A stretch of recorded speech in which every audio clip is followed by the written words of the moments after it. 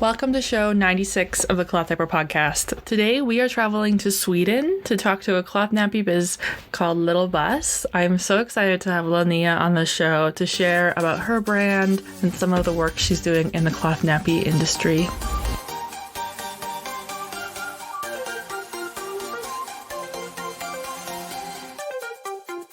The Cloth Diaper Podcast is a somewhat regular show dedicated to sharing stories of cloth diapering, and as we hit our almost 100th episode, we have so many great stories to share with you that it is starting to get a little crazy. My name is Bailey. I've been the host of the Cloth Diaper Podcast for 4 years now and been working with you on sharing stories from brands and retailers. I've been doing this because I think it's so important for us to talk to brands directly and start to have some more leadership and thought and thinking in this community. One thing that I would love to have you consider today is to start your own podcast, because your girl is getting overwhelmed. And if somebody else would like to help support us in recording shows and putting out some great content and changing up the narrative that's going on out there, I would welcome you all on board. Feel free to reach out if you have any questions, but honestly, I am still making it up as I go, and I'm not the best at podcasting to be great. Anyways, today's show is with Linnea from Sweden, and she has a podcast. So if you are listening, she'll share the information about her podcast at the end of the show. But it's so fun connecting with international guests. I get to put another pin on my map, and you get to learn about another international brand doing some local manufacturing. Don't forget, the show notes are always available at clothdiaperpodcast.com. Today's episode of the Cloth Diaper Podcast is brought to you by Bungee's Diapers. Bungee's Diapers is a cloth diaper subscription service. You get 3 different options that help you build your stash and curb that fluff addiction. Every month, your Bungee's subscription ships before the end of the month, so you know when to watch your mailbox. You'll receive your Bungee's just in time to celebrate all month long, with seasonal prints available, wet bags, inserts, and all sorts of incredible products. To learn more and to subscribe to your Bungee's Diapers monthly package, you can go to bungeesdiapers.com. That's Bungies, Bungeesdiapers.com. And those are definitely some words that I was having some trouble with. You can also shop some of their their past orders as well online, and they have a wide selection and subscription. I definitely have some fans and followers who have a Bungee subscription, and I always love seeing what they get. So thank you, Bungees, for supporting us this past Black Friday, and I look forward to seeing more in the future. Yeah, I'm a 22-year-old mom from Sweden. And I got my daughter when I was 20 and a full-time student. So I didn't really know about cloth diapers to begin with. And my first contact with it was when I got to try out a pack of different models from my fiance's sister as a gift on our baby shower. Mm. So when we got our daughter, I wasn't even going to try them out. Why not? No. I thought it was a bit scary, and I didn't know how to use it, and washing with an apartment and all that. But once the trash bag started to fill up with all these diapers, I had to give it a try. And when it looked really cute on, I had this smart bottom purple pool shell with some little lamb inserts in it. And once it looked so cute, I started to research about cloth diapers, and I found out how much money you could actually save from using cloth. Then I was totally hooked. What is the word for cloth diaper in Sweden? Tygblöja. Okay, that is a big word for me. Yes. Okay. I'm not great with languages. And sometimes it's a simple word and sometimes it's not. So your sister-in-law gave you some diapers. And exactly. Are you living in a city in Sweden or like rural? Yeah, not in a big city, but a smaller city called Karlstad. and it's the trash. And the trash is always like, it adds up, hey? Like my mom, she only gets garbage pickup every other week. So if we go visit her and we are using disposables, it's like suddenly overwhelming. And you're like, this is a bad idea. I should be using cloth right now. Wouldn't have to worry about that. Yes, exactly. And now it's been 2 years and you have launched a cloth diaper brand in Sweden that's manufacturing out of a Swedish factory. What inspired you to go from, oh, this is a cute solution, a great solution to diaper waste, into starting a brand? And what is your brand? Once I started to try them out and I researched more about cloth diapers, I found out how fun it was and how experimentative and creative you could be about trying different models and brands. So I started an Instagram account where I reviewed the diapers. And once on Instagram, I found this huge, amazing and loving community, which I fell in love with. I have so many friends, which I haven't really had as a child or teenager. I've always been quite old. I always call myself 40, even though I'm 20, because I feel so old. And now I have lots of friends that are way older than me, and I feel very comfortable in this community, and everybody is so loving. So that's kind of how I grew this Did interest. Did you find a Swedish community or an international community online? What kind of people did you discover? It was both international. Okay. I listened to this podcast, and I also, there is a Facebook group for Swedish cloth diaper users. Okay. And it's quite huge. It has like 10,000 members. That was my next question, is what does that Swedish cloth diaper community look like? What is that? It's quite big online. It's very active, and it has many new people coming in every day. So we get questions in the group fluently, maybe like 10, 20 from new people every day, want to try out. And it's also a very big pre-loved market. Which is really good, because then you can try different models and brands very cheap if you don't have that much money and want to find a diaper that fits for you and your kids. Would you say that cloth diapering is kind of mainstream? Like, do people know about it in Sweden? I mean, you talked about how you didn't know about cloth diapering, but your sister-in-law had given you some diapers. So if you were to ask a new mom, like, what's kind of the feel? How many parents know about cloth diapering, or what's that general gist that you get? I feel like the generation above us knows about cloth diapering, and that they used it for their kids and for us. But I don't feel that many young moms know about cloth diapering. I have asked people and they don't really know. And there's always that stigma that it's much laundry and it's gross and smells and everything. And it's nothing like that. So I don't feel like that many people know, but it's growing, I believe. That more people get to know. Growth is awesome. So hopefully in a couple of years, everybody knows, right? Yes, we this year it started a preschool that only used cloth diapers. Oh, that's cool. Very cool. Very cool. And phenomenal for everybody involved. That's something we could probably embrace around the world, is how can we offer cloth as a solution for preschools and daycares. So, but you've started a brand here. Why did you start a brand? Tell me about your brand and about your products that you sell. What were you looking to do in launching a cloth diaper brand this past summer?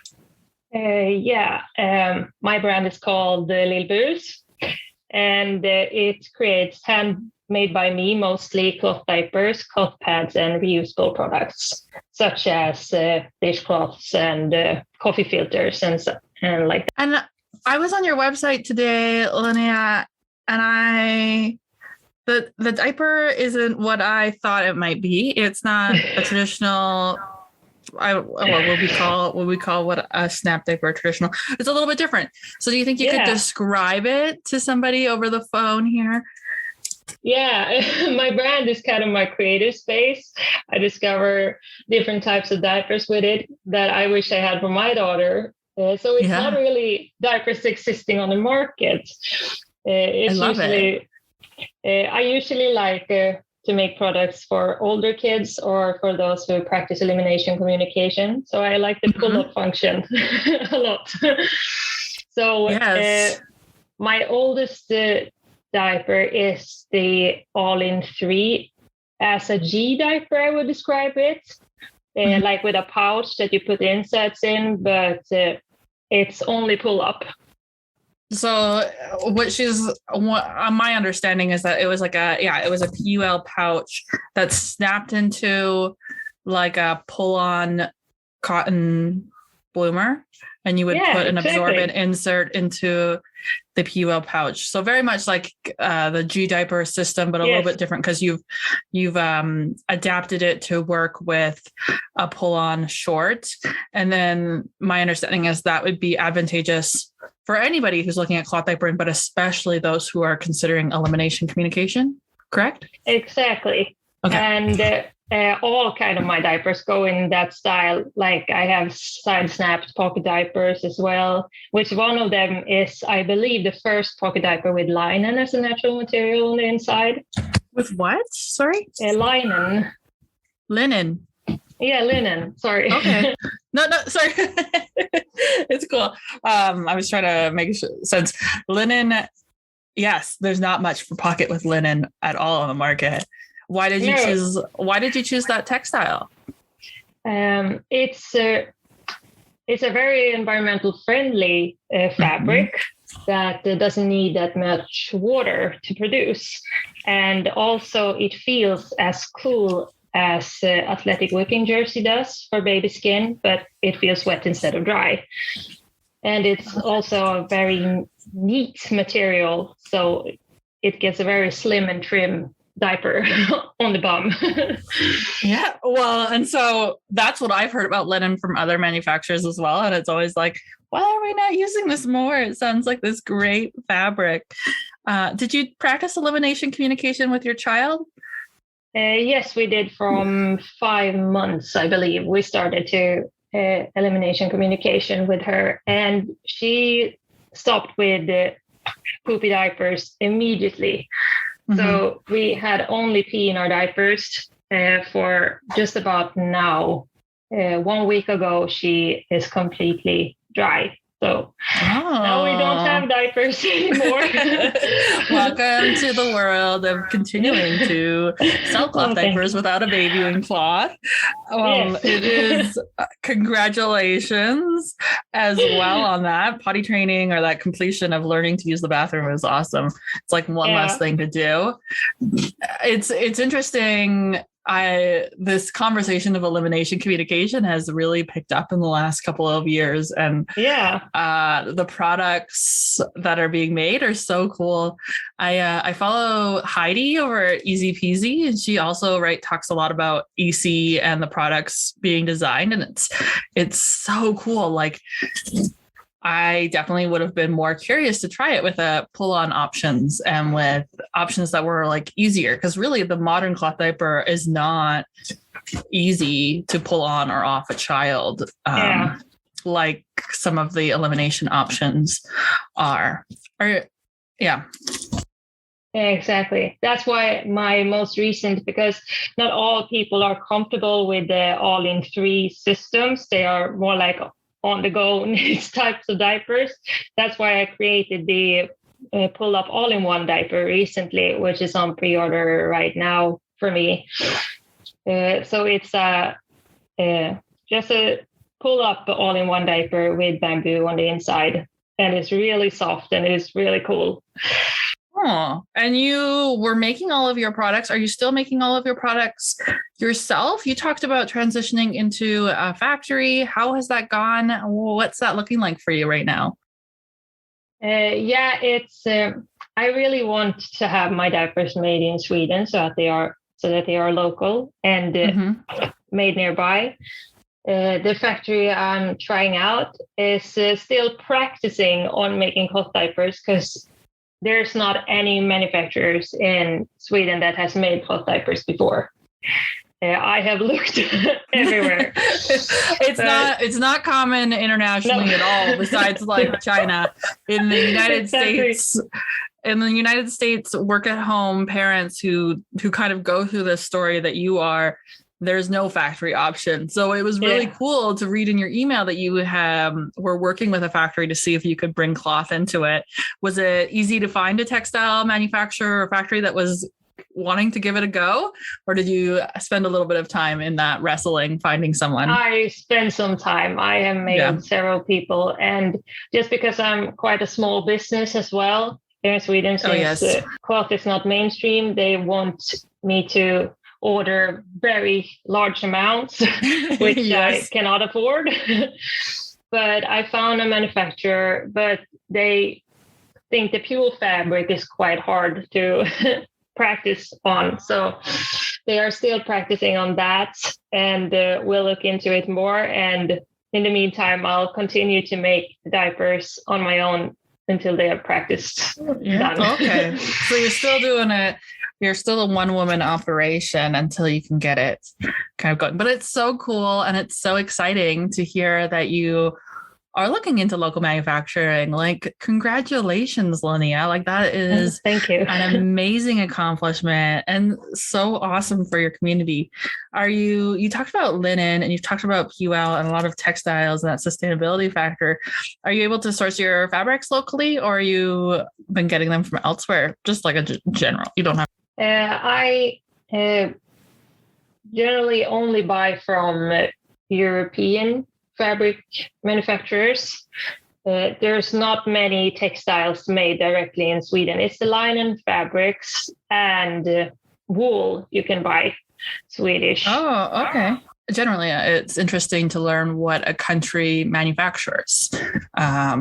Talking with a lot of Americans recently, apparently a lot of people buy textiles out of Canada. I didn't really realize that even Canada made a huge textile industry. So I'm always kind of curious about where these products come from, because you never know. I was chatting with somebody else and they said, there's no textile. Oh, in Israel, there's no textiles in Israel at all. Like, there's no textile manufacturing.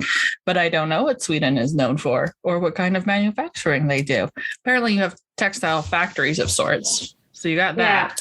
People can sew for you. But just being nosy about your manufacturing industry as a whole. Yeah, it's not that great. Most of the fabrics are just bought in from other countries. But I've read about it, and linen can be produced in Sweden. Not many do, but there is possible. And wool is very popular, Swedish wool. It's called Jämtlandsull. Well, wool is very wool is very popular throughout Europe. I think a lot of us source our wool out of the European Union generally. Yes.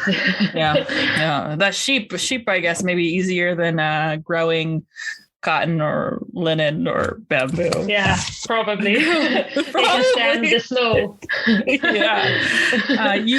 What has been one of your biggest challenges throughout your journey of becoming a cloth diaper parent in Sweden and launching a brand? What's something that you say that you've maybe been really challenging, but you've overcome it? For us, since we started cloth diapering, it hasn't been very hard.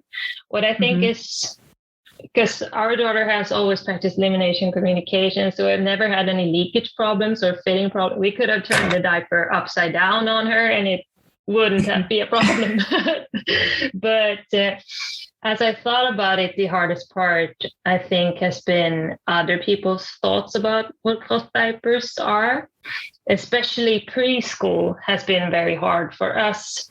In the community, we hear often questions about and the stories about parents that being denied cloth diapering at preschool. Mm-hmm. And we were one of them. We had a meeting with one of our preschool teachers, and I nervously brought up cloth diapering, and she was fine with it and accepted it, but her the other preschool teachers did not. So we needed to have this awkward communication with the principal by email. And once she okayed it, it was like this awkward, tense feeling leaving our daughter at preschool because they were a bit annoyed about it. Yeah, that was the hardest part. Now they are fine with it. She's even dry, and they were very pleased that you could get dry that fast with cloth diapers. What do you think? What do you think was the cause of that? Do you think it's just misinformation, myths, bad experiences, just general know-how, lack of knowledge?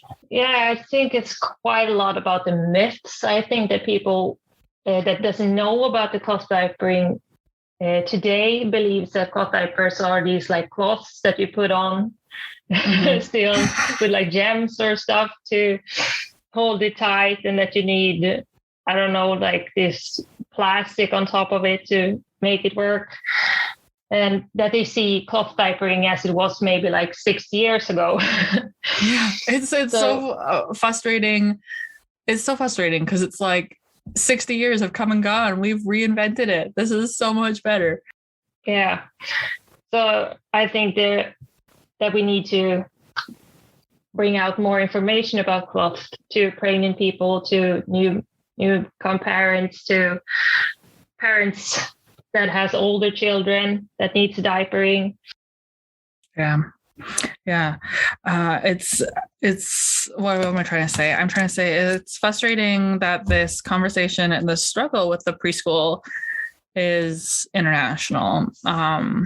I think a lot of parents listening can understand, and it's amazing that you were able to somehow persuade them to let you do it. What do you think?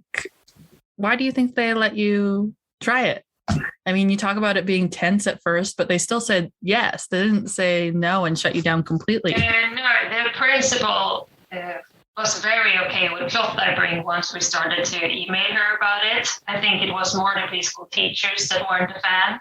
The principal even talked to the staff and told them that it was completely okay. And she came up to me later on and talked to me about it and said that I didn't have to worry and don't need to be sad about it. She was great, the principal. And my preschool teachers are great in other ways. That's not what I'm saying. But just that part was hard for them. Yeah, and it's probably just, the learning curve. You even mentioned a little bit yourself, a little bit of that learning curve when you first experienced cloth diapering, when you first got the hand package and learning how to use it. And sometimes once we get over that hump, it gets a lot better, hey? Yes. Yeah. And that's also what I'm a part of. I am in the council of the Swedish organization Blöjupproret. And it works a lot with bringing information about cloth diapers and elimination communication out to the country. And we also have competitions and events and mingles and stuff like that. Oh, cool. I love it. Yeah. It's very fun to work with. That's awesome. And I am totally tangent from the show. Could you send me a link? Do they have a website? With what yes, a very outdated one, but it's coming a new one in December. Oh, okay. Well, keep me in touch. I would be very interested in staying in touch with it from an international perspective, because right now we are working on trying to form an association here in North America, and just wanting to connect with other like associations to just connect, because I think we should all be kind of on the same page, rooting for each other. So feel free to stay in touch, Linnea, about that, and let them know to watch out for what's happening in North America. And I would love to follow and watch what they're doing, even though, it's going to be in Swedish. But the good thing about 2022 is that it's called Google Translate. Yeah.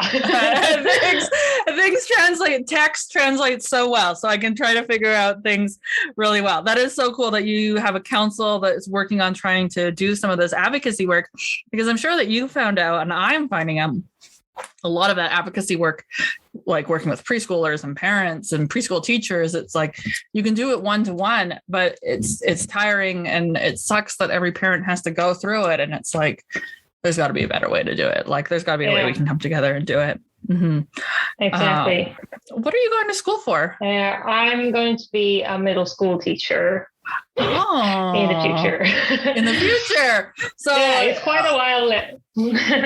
It's quite a while still. I mean, you've got a cloth diaper brand that you're growing right now.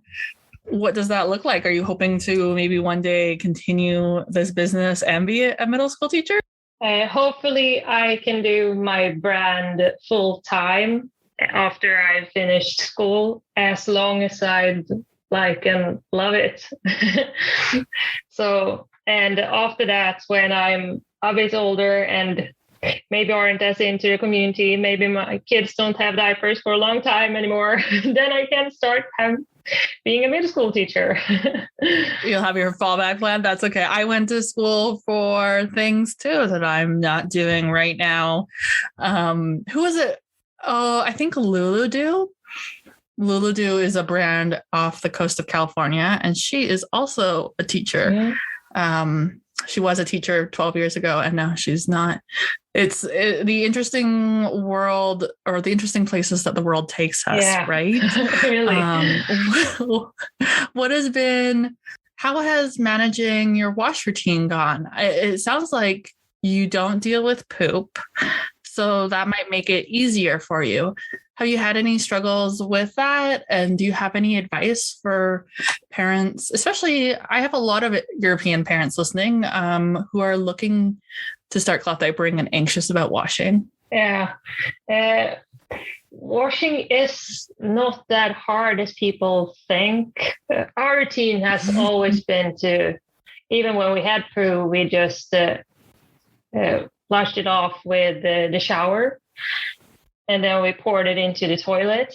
And after that, we stored them in a wet bag in 3 days until we started to do laundry.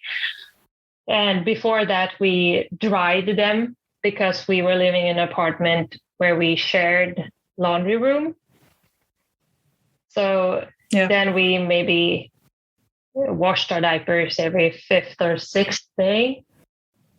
But now when we live in another apartment with our own laundry machine, we did every 3rd day. And we washed them in 60 degrees, environmental friendly, what's that called? Detergent? Is that the word? Exactly. And that's it. A long program. I think our tagline really should be, it's not as difficult as you think it might be. Yeah, exactly. It's not as difficult as you might think it might be. And I'm sure that's, I mean, that in North America, I know wash routines is what hangs people up the most. Is like, they'll buy the diapers, they'll be excited about it, and it's like figuring out how to wash them is like the stone, what blocks them on the path. And they're like, but it really is not as difficult. And you can find a routine that works for you, because it just sounds like you've experimented with different things depending on your living situations, right? Yes. You know, used to wash once a week ish compared to every couple of days ish. And Elimination Communication is definitely a great tool in supporting that. I love it. It's just because I think, we should shout it from the rooftops, Linnea, because if I had known about it when I had babies, just like cloth diapers. A lot of people who don't know about cloth diapers. Yeah. Do you have anything else that you'd love to share about your journey in cloth diapering in Sweden that we haven't talked about today? I could mention for the Swedish listeners, or for other listeners that wants to listen to Swedish for about 40 minutes. Me and my companion Frida, who's also having a cloth diaper business in Sweden, we have a podcast. Oh, yes. Yeah, it's called Lilla Fluffpodden, or Little Fluffy Podcast in English. Oh, I love it. And we're also talking about these kinds of stuff, washing routines, different brand reviews, what companies are doing in the world right now, and stuff like that. So if you're into listening to that, then or wants to learn Swedish, you can come along. You should have told me about that right from the get-go, girl. I love it. Okay. Are probably lots of listeners, even in North America, who are of Swedish descent and maybe they know Swedish. Yeah. So if we can connect people up, that's fantastic. And it fills my heart with so much joy to hear that you've started a Swedish podcast. And I love the name. Yeah. Well, what did you say? The little fluffy, what did you say? Podcast. Translate it to? Yeah, The little fluffy podcast. Yeah, Lilla Fluffpodden. I love it. It's like, I feel like I should change the name of my podcast, just become the Fluffy Podcast. Well, thank you for joining me. We can find you online, right? Like if we wanted to look for Lilbus, your brand, it's on Instagram and as well on the internet. And how do I spell that? Lilbus. Like a rapper called Lilbus. But it's Lilbus. Little bus. little bus. Oh yes. Okay. So you find her on Instagram, lilbus.se. Little bus. Yeah. Lilbus. You've got all your great products that you're making in Sweden. You've got not just cloth diapers, but we've got menstrual pads. We've got all sorts of things, right? Because you make everything, if it's a textile, pretty much in reusable. Hey, yeah. Everything eco-friendly. Yeah, everything eco-friendly. Well, thank you so much for joining me, Linnea, and taking the time to share a little bit of your story. I really enjoyed learning about Sweden from you today and about your journey in cloth diapering. And I really do wish you all the best.